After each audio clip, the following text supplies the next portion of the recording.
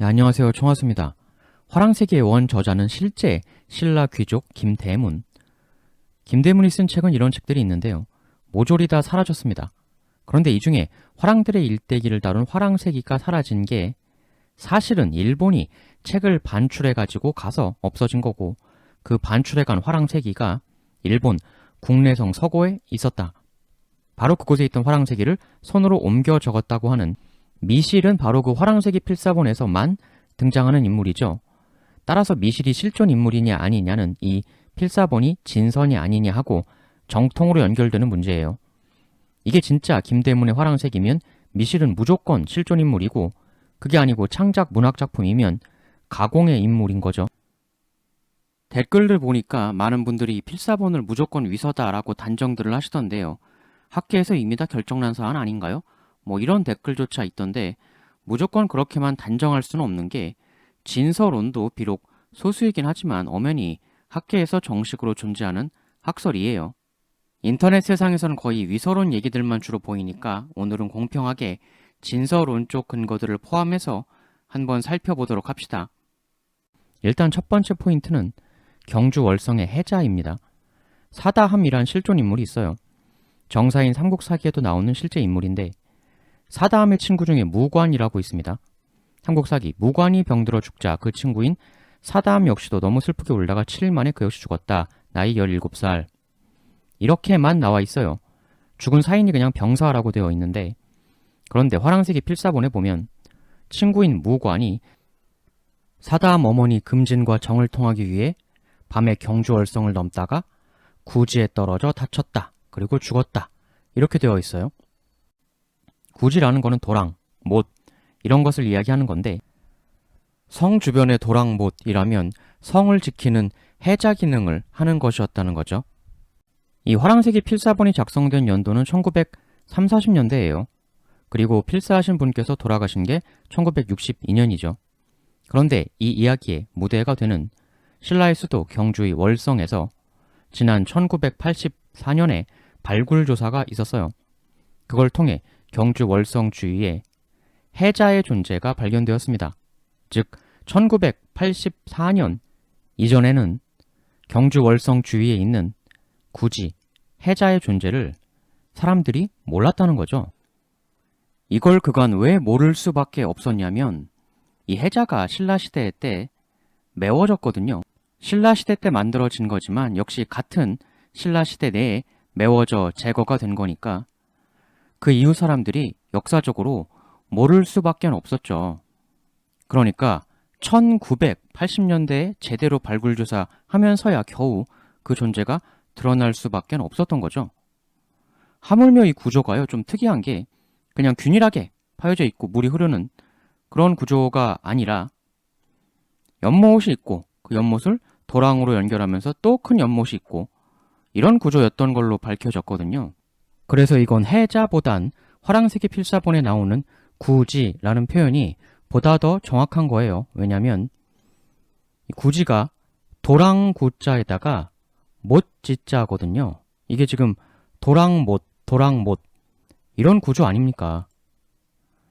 근데 이런 것들이 신라시대 때 이미 매립되어 제거가 되었었기 때문에 이러한 구조의 구지가 있었다는 사실 자체가 1980년대 들어와서야 겨우 발견되게 되었다는 거죠. 그런데 그 발견보다 거의 40, 50여 년 전에 쓰여진, 그리고 그 발견에 무려 20여 년 전에 이미 돌아가신 분이 쓴 화랑세기 필사본에 경주월성을 넘다가 구지, 도랑못에 빠져서 다친 사람의 이야기가 실려 있다는 겁니다. 성 주변에 해자가 있을 수 있다. 그것까지는 지레 짐작으로 맞춰볼 수 있다고 치죠. 그런데 정확히 도랑구, 못지, 구지, 도랑못 딱 이거에 맞는 표현을 쓰고 있다는 거거든요. 이미 1000년 전 신라시대 때 폐기가 다 되어서 없어진 것에 대해서 말이죠. 하물며 화랑세기 필사본의 무관이 경주월성을 넘다가 구지에 떨어져 다쳤다 이렇게 나와 있는데, 실제 발견된 구조도 성벽 하단부하고 구지하고 붙어 있습니다. 다들 아시겠지만 많은 성들이 약간이라도 성벽하고 해자가 떨어져 있어서 내려와도 발을 디딜 수 있는 공간이 있는 성들이 많죠. 조금이라도. 약간이라도 이렇게 성벽하고 해자가 이격이 되어 있으면 벽을 넘다가 그대로 물로 떨어질 일은 없죠. 벽을 넘으면 땅을 디딜 수 있으니까. 예외가 없진 않지만 너무나 많은 성들이 이런 구조로 되어 있는데 월성은 이 구조가 아니고 물, 못하고 성벽하고 붙어 있어요. 근데 필사본에는 성벽을 넘다가 굳이 물로 떨어졌다 라고 기재가 되어 있다는 것입니다. 일단 넘은 다음에 또 걸어가다가 빠졌다도 아니고 벽을 넘다가 바로 물로 떨어졌다 라고 되어 있다는 거죠. 화랑세기 필사본의 그 써진 내용하고 이 실제 발견된 구조는 완벽하게 일치를 하는 것이죠. 1000년 전에 이미 매립되어 사라져서 1980년대에나 다시 발견될 이러한 그 실제 구조들이 어떻게 60년대에 돌아가신 분이 3, 40년대에 쓰신 책에 정확하게 이렇게 기재들이 되어 있는 것이냐. 근데 여러분들이 주로 보셨을 인터넷에 온통 도배되어 있는 화랑세기가 소설이라는 그 숱한 얘기들에는 이런 사안이 거의 언급이 되고 있질 않죠. 그래서 인터넷만 대충 보고 한쪽 이야기만 들어서는 안 되는 거예요. 두 번째 포인트는 포석정이에요. 포석정은 뭐 다 아시죠? 자늘모래 둥둥 띄워서 모인 사람들끼리 마시면서 노는, 즉 신라 고위층들의 여유로운 놀이의 공간이다 라고 어릴 때 배우신 거 다 기억나시죠? 저조차도 어릴 때 학교에서 그러한 풍류, 여유로운 신라 고위층들의 놀이터였다라고 배웠습니다. 그리고 이 포석정이 만들어진 시기가 언제냐? 그간 소위 말하는 통일신라 시대 들어와서 만들어진 거다라고 해왔죠, 그동안. 근데 통일신라 시대라고 하면 안 되죠. 남북국 시대라고 해야죠. 입에는 있지만 이젠 바꿔야 하는 건데. 그 남북국 시대 들어오고 만들어진 게 아니냐. 이렇게 오랫동안 보아왔죠, 학계에서도. 왜? 처음 기록에 등장하는 게 삼국유사 헌강왕 때 기록으로 등장하는데 다들 아시던 헌강왕이 남북국 시대의 사람이니까, 즉 놀이의 공간이었고 남북국 시대, 통일신라 시대 때 만들어진 것이다 라는 게 기존 고정관념이었고 아직도 이렇게 알고 계신 분들도 엄청나게 많으실 거예요. 그런데 지난 1998년 포석정 부근 발굴 조사가 이루어졌는데 거기서 출토된 유물이 600년대 유물이다. 즉 남북국 시대 이전 삼국시대에 포석정이 만들어진 것이다 라는 게 드러났죠. 98년이 되어서야. 사람들이 포석정이 남북국 시대가 아닌 삼국시대 때 만들어진 거구나 라는 걸 이때 알게 되었는데 1962년에 돌아가신 분이 쓴 1930, 40년대에 쓰여진 화랑세기 필사본에는 이미 포석사라는 이름으로 삼국시대 때의 포석정 이야기가 이미 실려 있었습니다. 발굴조사가 이루어지기 50, 60여 년 전에 쓰여진 책에 그러한 내용이 이미 담겨 있다. 이것도 우연인가? 역시 이것도 위서론 측에서는 단순한 우연이라고 하죠. 어쩌다 맞은 것이다. 근데 이게 다가 아니고 그 98년 발굴로 뭐가 또 발견되었냐면 제기, 제사에서 쓰이던 제기가 발견이 되었어요. 그리고 포석정 주변에는 절터의 흔적이 있죠. 이 얘기는 뭡니까? 즉 포석정은 기존 고정관념과는 전혀 다르게 띵까띵까 노는 곳이 전혀 아니고요. 엄숙한 성스러운 제사, 제례를 지내던 공간이었던 것이죠. 근데 1930, 40년대에 만들어진 필사본에는 이 포석정이 아니라 포석사라고 등장해요. 이 사자가 사당사자로 써 있거든요. 즉 화랑세기 필사본에는 오랜 세월 20세기 후반에 이르기까지 우리가 학교에서 배웠던 대로 모든 사람들이 띵까띵까 풍류 놀던 곳이라고만 모두가 알고 있던 그 포석정이 사실은 제사, 제례를 지내던 곳이라는 사실이 1930, 40년대의 화랑세기 필사본에 이미 담겨 있었다는 거죠. 이제 세 번째 포인트를 얘기해보죠. 이게 또 아주 메가톤급 테마인데 특히 위서론 쪽에서 매우 강력한 위서의 근거라고 내세우고 있는 게 이게 있어요. 바로 용수, 용춘 문제입니다. 이 지점이 바로 대경론이 벌어지는 부분인데 김용춘이란 인물이 있습니다. 바로 태종 무열왕 김춘추의 아버지죠. 삼국사기에서는 이 인물에 대해 용춘 혹은 용수라고도 한다. 용수 혹은 용춘이라고도 한다. 이렇게 나와 있어요. 즉 김용춘하고 김용수하고는 동일인이다 이거죠. 동일인인데 이름을 용춘이라고 쓰기도 하고 용수라고 쓰기도 한다라는 게 삼국사기 및 삼국유사의 공통된 기록입니다. 그래서 화랑새기 필사본 등장 이전에는 그 누구도 용춘하고 용수가 다른 사람일 거라는 생각은 아무도 못했어요. 아무도. 할 필요도 없죠. 삼국사기, 삼국유사에 모두 동일인이라고 나와 있으니 원과 신라의 언어적 특성상 이름 표기가 춘, 수를 혼용해서 썼나 보구나. 모두가 전부 그렇게 생각을 했습니다. 그런데 화랑새기 필사본에서는 놀랍게도 이 둘이 다른 인물이다. 별개의 인물이다 라고 나온 거예요. 위서론자들은 필사본이 진서가 아니라는 가장 큰 근거 중 하나로 이걸 댑니다. 봐라, 틀렸지 않냐? 기존의 절대적 역사의 정론, 정답은 동일인이라는 건데 별개인이라고 나오니 이건 당연히 위서인 거 아니냐 라는 거죠. 해서 여기서 굉장히 엄청난 승부 지점이 생깁니다. 만일 용춘, 용수가 동일인이라고 실체적으로 증빙이 되면 화랑새기 필사본은 결코 진서일 수가 없습니다. 무조건 창작 문학 작품으로 결론이 나는 거예요. 근데 반대로 김용춘, 김용수가 별개 인물이다라고 실체적으로 증명이 되면 그렇게 되는 순간 위서론은 그야말로 대휘청 하게 될 수밖에 없어요. 기존의 절대적 역사의 진리라고 믿어왔던 절대 믿음 하나가 와르르 무너지는 거고 그간 누구도 밝혀내지 못했던 역사에 감춰졌던 진실을 오직 필사본이 밝혀내는 셈이 되면서 필사본 위서의 가장 결정적 증거라고 계속 해왔던 게 그대로 허물어지게 되는 거니까 여기선 밀릴 수가 없습니다. 밀려선 안 되죠. 위서라고 할 거면. 근데 위서론에서는 밀릴 일이 없다. 확실히 동일인이다. 이렇게 이야기를 지금도 합니다. 근거는 일단 말씀드렸듯 삼국사기, 삼국유사에서 동일인이라고 하고 있고 이것도 큰 근거가 될 수 있죠. 됩니다. 특히 삼국사기는 비판은 많지만 고려 조정에서 정식으로 만든 우리의 정사 역사서죠. 결코 무시할 수는 없습니다. 그리고 또 하나가 위서론 쪽에서 필사론 논파의 결정적 근거라고 또 이야기하는 게 바로 황룡사 구충 목탑 찰주본기입니다. 872년에 신라에서 이전에 만들어졌던 황룡사 목탑을 중수하면서 목탑 건립 내력과 871년 2년까지의 중수 과정을 금으로 도금한 동판에 새긴 것입니다. 이 내용을 보면 처음 탑 건립 내역에 대해 이렇게 쓰고 있어요.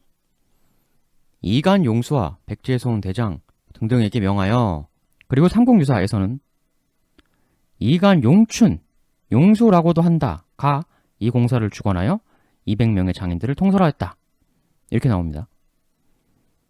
찰주본기는 이간 용수에게 맡겼다. 삼국유사는 이간 용춘, 용수라고도 한다에게 맡겼다. 봐라.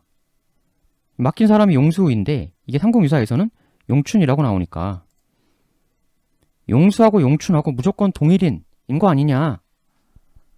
하물며 삼국유사가 용수라고도 한다. 즉 용춘하고 용수하고 동일인이라고 언급도 또 해주고 있지 않느냐. 좀 묘한 기록이 삼국사기에 나와요. 삼국사기에 태종 무열왕이 왕이 올랐다. 이름은 춘추다. 진지왕의 아들 이찬 용춘 혹은 용수라고도 한다의 아들이다. 이처럼 용춘이라고 하면서 용수라고도 한다. 이렇게 같이 표기를 해주는 부분이 있는데 또 어떤 부분에서는 삼국사기 622년 기록 2월 이찬 용수를 내성의 사신으로 삼았다. 이렇게 아까 같이 병기를 안 하고 한쪽의 이름만을 단독으로 뚝 기재하는 경우도 있습니다. 어디는 같이 써주고 어디는 이렇게 단독으로 뚝 쓰고 왜 그럴까? 이 차이는 뭘까? 이거 대단히 중요한 사안인데 이 얘기 좀 이따 할 거예요. 근데 일단 이것보다 더 눈에 먼저 들어오는 부분이 있어요. 여기 이 내용에서 622년이라는 시기하고 이찬이라는 용수의 관직명, 이걸 기억해 주세요. 이찬은 다 아시죠? 신라의 17관 등의 2등 관직. 그런데 이런 기록이 또 나옵니다. 한국사기 열전 629년 8월 왕이 이찬 임말리, 파진찬 용춘 등을 파견하여 병사를 거느리고 고구려 낭비성을 공격하겠다. 지금 여기 보면 파진찬 용춘이라고 나와요. 629년이죠, 이때는. 그러면 아까 봤던 622에 비해서 7년의 세월이 더 지난 거죠. 지금 위서론의 대표적 근거가 용수, 용춘은 동일인이니까 위서다, 이거였잖아요. 그럼 여기 나오는 김용춘, 파진찬 용춘은 곧 용수란 얘긴데, 그러면 7년 만에 관직이 여기 이찬에서 파진찬으로 바뀐 겁니다. 그렇죠. 대단히 기묘한 게 벌써 느낌 오신 분도 계시겠지만, 파진찬은 4등 관직이잖아요.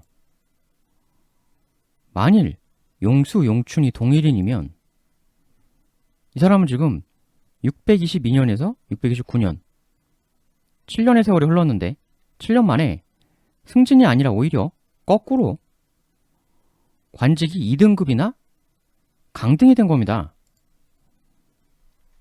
보통 시간이 지나면 승진을 해서 올라가는 게 일반적일 텐데 이건 오히려 역으로 엄청나게 강등이 되고 있어요. 왜 강등됐죠? 뭔가 잘못을 크게 해서 강등이 되었나 보구나. 아무 잘못도 안 했는데 관직이 이렇게 크게 강등되었을 리는 없겠죠. 그럼 무슨 큰 잘못을 한 거죠? 그거는 전혀 알 수가 없어요. 이 강등을 설명할 아무 기록이 없습니다. 여하튼 동일인이라고 할 거면 7년간 2등급이나 굴욕적 강등을 용수, 용춘이 당했다라고 해야겠죠. 물론 매우 큰 잘못을 저질러서 그랬을 수도 있습니다. 묘하긴 하지만 이거는 뭐 그럴 수 있다고 넘어갑시다. 강등될 수도 있겠죠. 그렇다 치고 이거야 뭐 어떻게든 넘어갈 수 있는 부분인데 또 이런 게 있습니다. 아까 나온 찰주봉기, 지금 이간 용수가 탑을 만드는 작업을 했다, 이렇게 쓰여져 있습니다. 여기까지만 말해도 엄청난 이상함을 이미 느끼셨을 분이 계실 텐데, 만약에요, 위서론 이야기대로 김용수, 김용춘이 동일인이다 라고 하면 여기 나온 이간용수, 김용수는 바로 무조건 김춘추, 태종무열왕의 아버지죠. 근데 김춘추는 왕 되고 나서 자신의 아버지를 654년 여름 4월 왕 김춘추의 죽은 아버지를 문흥대왕으로 추봉하고 어머니를 문정태후로 삼았다. 즉 654년 이후로 아버지 용수, 용추는 신라의 공식 오피셜 호칭이 문흥대왕으로 된 거거든요. 그런데 찰주본기는 말씀드렸듯 신라에서 872년에 쓰여진 거잖아요. 근데 왜 여기에 654년 이후 용수, 용춘의 신라 공식 오피셜 호칭인 문흥대왕이 아니라 일개 관직에 불과한 이간인 용수다, 이렇게만 달랑 덩그러니 쓰고 있는 거죠? 872년에.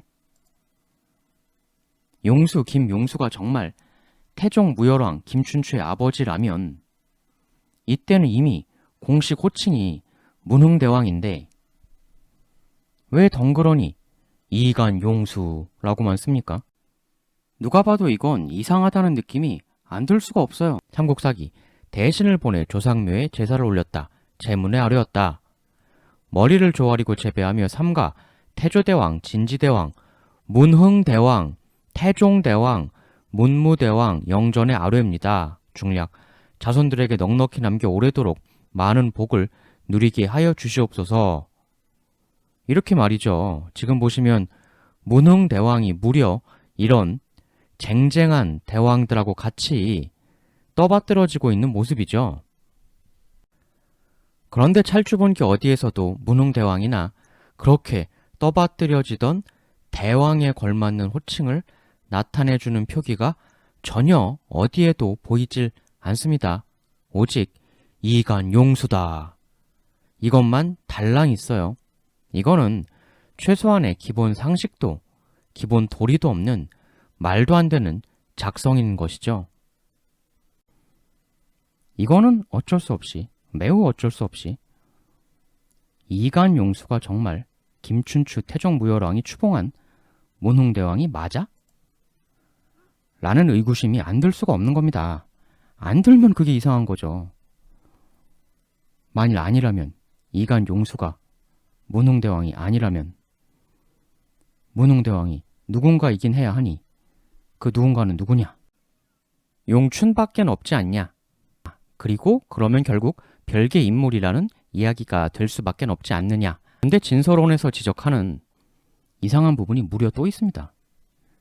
아까도 잠깐 얘기했지만 찰주봉기에 이렇게 용수가 탑 공사했다. 그리고 이렇게 삼국 유사에서는 용춘이 공사를 맡았다고 했으니 용춘하고 용수하고 동일인인 게 교차 검증된 거 아니냐, 이 논리. 이거에 대한 진서론 쪽 강력한 반박 논리가 있었다고 했었죠. 여기 보면 삼국 유사에 이간 용춘이라고 하면서 동시에 용수라고도 한다 라는 말이 삼국 유사에 같이 써 있습니다. 여기에 엄청난 비밀이 숨겨져 있다라는 게 반박 논리예요. 용춘, 용수라고도 한다. 이런 표기, 이 부분. 아까 삼국 사기에서도 이런 부분이 있었죠. 태종무열왕이 왕에 올랐다. 춘추다. 진지왕의 아들 용춘 혹은 용수라고도 한다. 의 아들이다. 여기도 보면 똑같이 용춘하고 용수라고도 한다. 이렇게 돼 있어요. 아까 삼국유사도 그렇고 이렇게 써 있는 것만 보면 그냥 용춘이라는 사람 이름이 용수라고도 혼용하면서 쓰였구나. 동일인이네. 이런 느낌이 들죠. 근데 일단 아까도 잠깐 얘기했지만 여기 내용에선 이걸 좀 기억해 두세요. 태종무열왕이 왕위에 오른 건 654년입니다. 즉 요건 654년자의 기록이에요. 근데 기묘한 거는 삼국사기의 어떤 부분에서는 이런 식으로 용춘, 용수라고도 한다 라는 표현이 같이 나오는데 아까 그 기묘한 관직 강등 부분 보면 622년 2월 이찬 용수를 내성 사신으로 삼았다. 여기서는 그런 표현이 안 나와요. 용춘이라고도 한다. 이런 표현이 안 나오죠. 그냥 용수라고만 달랑 써져 있습니다. 아까대로면 용수하고 용춘이라고도 한다라고 나와야 할 것 같은데 여기서는 그냥 용수라고만 달랑. 그리고 7년 뒤에 이상한 강등 629년 8월 파진찬 용춘. 여긴 용수, 여긴 용춘. 여기서는 그냥 또 용춘만 달랑 나옵니다. 근데 이 낭비성 공격이 본기에는 이렇게 나옵니다. 내용은 똑같죠. 같은 사안의 내용이고 그런데 기묘한 게 아까 654년 이 기록처럼 혹은 용수라고도 한다. 혹은 용춘이라고 한다. 이런 말을 왜 여기서는 용수, 용춘 옆에다가 안 써주고 있는 겁니까? 왜? 용수 혹은 용춘이라고 한다를 내성의 사신으로 삼았다. 이런 식으로 기재 안 하고 용수만의 단독 표기로 가냐. 그리고 또 세부적으로 보면 단독 표기를 하면서 여기서는 용수의 단독 표기고 여기서는 용춘의 단독 표기죠. 위하고 아래가 달라요. 그냥 용춘, 용수 이름을 아무렇게나 여기선 용수, 여기선 용춘 마구잡이로 섞어서 썼나 보다 라는 겁니까? 그러면서 여기들에서는 유고사처럼 혹은 용수라고도 한다 식의 기재도 안 되어 있고 이런 것들이 뭔가 이상하다는 거를 예전에는 아무도 몰랐죠. 뭐 그냥 그런가 보다. 여기선 혹은 용수라고도 한다 같은 게 생략된 거야. 그거야 뭐 이렇게 다른 부분에서 용춘 용수 동일인이라고 설명해 줬으니까 또 쓰기 번거로우니 생략한 거겠지. 그거지 뭐 별사안이겠어? 그렇게 봐왔는데 근데 제가 아까 말했잖아요. 연도를 주목해 보라고. 여기 병기표기 있는 이 부분이 지금 654년이죠.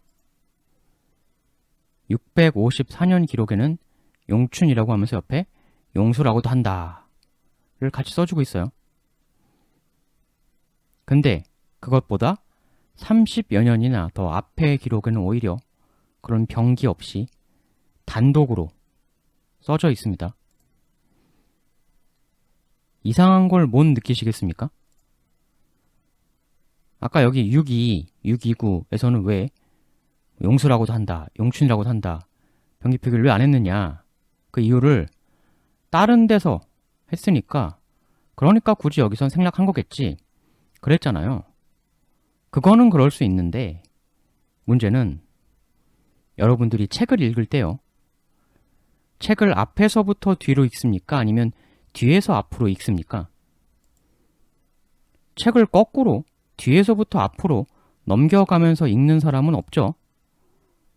그럼 책이 이해가 되겠습니까? 이해가 안 되지? 모든 책이 앞에서부터 내용이 흘러가는 건데. 역사서도 당연히 마찬가지죠. 앞에서부터, 즉 옛날 내용부터 앞에서 뒤로 읽어나가는 게 당연히 맞는 순서고 그래야 내용이 이해가 되겠죠. 그러면 만일 여러분이 책을 쓰는 사람이면 순서상 당연히 용춘과 용수가 동일인이라는 사실을 알려주고 한번 알려줬으니 그 다음부터 생략할 거면 앞에서 그걸 기재해서 알려줘야 되겠습니까? 아니면 뒤에서 그걸 기재해야 되겠습니까?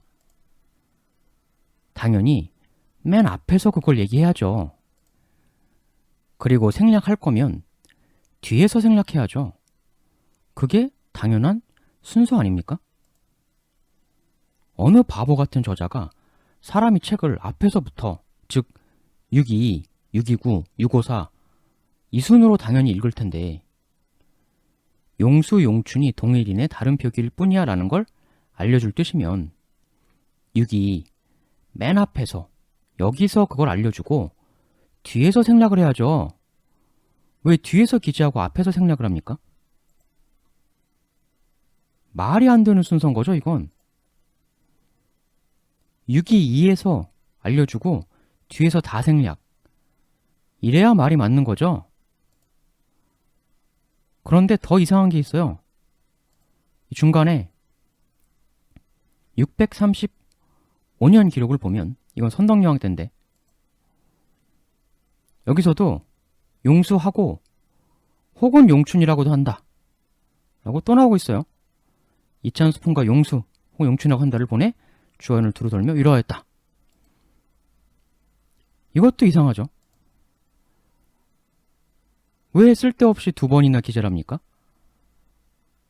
동일인인 거 한 번 알려줘서 알림해주면 그뿐이지. 그래서 622, 629도 그래서 생략한 거라며. 이미 여기서 알려줬으니까 그래서 생략한 거라며. 그러면 여기 635에서는 생략 왜 안 해요? 아니면 반대로 다 기재를 할 거면 아예 다 하든가. 왜 여기선 생략하고 여기선 기재하고 근데 기재는 또 두 번이나 중복으로 하고 왜 이런 거죠? 굉장히 말도 안 되게 희한하죠? 하물며 디테일하게 보면 기묘하게도 똑같이 혹은 뭐뭐라고도 한다 인데 635하고 654하고 용수, 용춘 순서가 다르죠?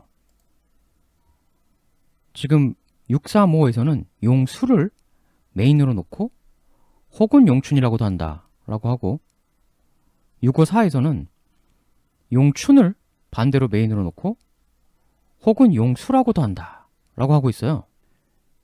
이건 또 왜 다른 겁니까? 그냥 아무 생각 없이 심심해서 뒤집어 본 겁니까?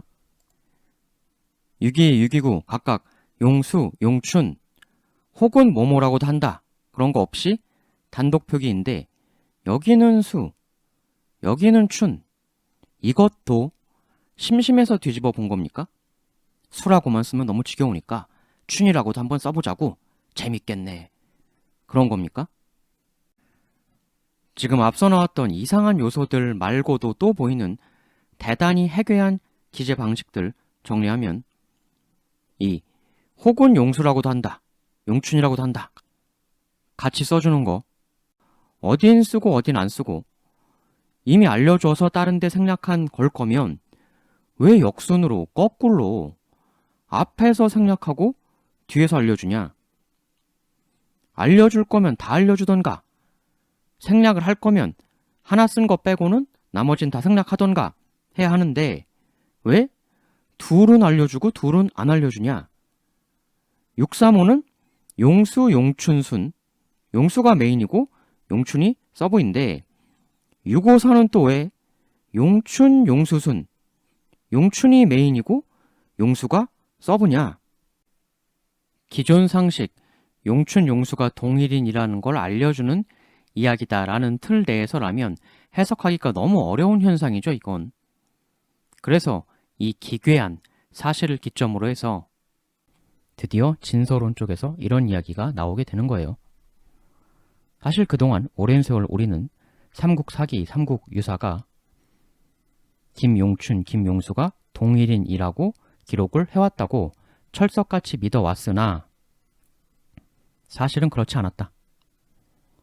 사실 삼국사기는 이미 용춘과 용수가 별개 인물이라고 기록을 해왔는데 우리가 엉뚱하게 오독해왔었을 뿐이다. 여기 보면 혹은 용수라고도 한다 하잖아요. 이게 진짜 뜻이 그간 고정관념대로 용춘이란 사람의 이름이 용수라고도 불린다.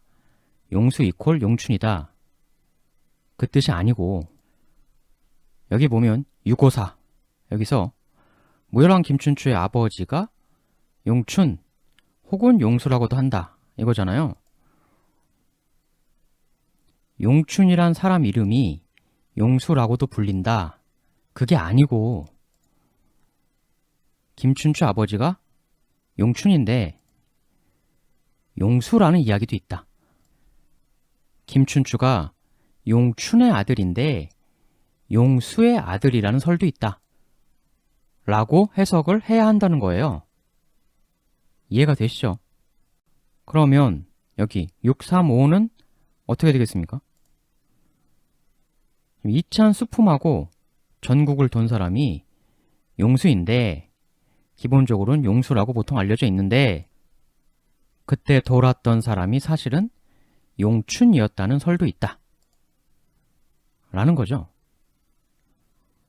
그러면 이를 통해 635는 왜 용수가 메인이고 용춘이 서브냐? 654는 왜 반대로 용춘이 메인이고 용수가 서브냐? 이 순서가 서로 다른 부분도 깔끔하게 그 이유가 설명이 되는 거죠. 635, 돌았던 사람이 기본적으로 용수라고 알려져 있으나 용춘이 돌았다는 얘기도 있다. 654, 아버지가 기본적으로는 용춘이라고 알려져 있으나 사실 용수가 아버지였다는 얘기도 있다. 설명이 되죠? 춘수, 순서가 635, 654 왜 서로 다른지. 그리고 622, 629에서는 왜 여기 혹은 누구라고도 한다. 혹은 용춘이라고도 한다. 라는 병기가 622, 629에서는 왜 빠져 있는지도 깔끔하게 설명됩니다. 622에서는 635, 654 같은 또 다른 설, 이설, 혹은 뭐 그런 거 없이 그냥 내성에 사신된 건 용수가 확실히 맞으니까. 629에서도 대장군으로 고구려 쳐들어갔던 건 용춘인 게 확실하니까. 그러면 당연히 혹은 누구라고도 한다 같은 걸 기재를 할 필요가 없죠. 그렇다면 이 얘기는 뭡니까? 이미 삼국사기는 이야기를 하고 있었다. 용춘과 용수가 사실은 별개 인물이라는 걸. 단지 우리가 오랜 세월 몰랐을 뿐, 오해했을 뿐 라는 게 바로 진서론 쪽의 이야기입니다. 그런 면에서 아까 이거 찰주봉기 용수가 만들었다. 삼국유사 용춘, 용수라고도 한다가 만들었다. 그러니까 용수, 용춘 동일인 아니냐. 이것도 진서론 쪽에선 전혀 타격이 안 된다고 이야기를 하는 거죠. 여기 삼국유사 보면 용춘이라고 단독 표기가 된 게 아니라 용수라고도 한다가 같이 돼 있잖아요. 용춘, 용수 둘 중 하나야. 라는 거라는 게 진서론의 이야기인 것이죠. 그리고 찰주본기 이간용수라고만 덩그러니 나온 것도 아까 말대로 용수는 무능대왕이 아니고 용춘이 무능대왕이다. 그러니 별개인이다라는 게 역시 또 진서론 이야기인 거고, 이 둘이 별개인이라는 건 화랑색이 등장 이전에는 그 누구도 상상도 못했던 일이거든요. 오직 화랑색이만이 별개인이라고 한 건데, 그런데 그 유일하게 말했던 화랑색의 이야기대로 정말 별개인이었다는 게 이 진서론의 견해인 것이죠. 이외에도 다른 용수, 용춘 외의 제3의 인물에 대한 이야기나 향가 같은 포인트도 있고, 시간 때문에 오늘 못한 이야기가 많은데 여러분들이 이 테마에 관심이 계속 가신다고 하면 추후 또 한 번 어떤 얘기들이 있는지도 한번 해보도록 하겠습니다. 근데 이것만 연속으로 계속 갈 수는 없고 다른 요청 테마도 많으니까 여러분 반응이나 상황 봐서 적절히 또 진행을 해보도록 하겠습니다. 대단히 감사합니다.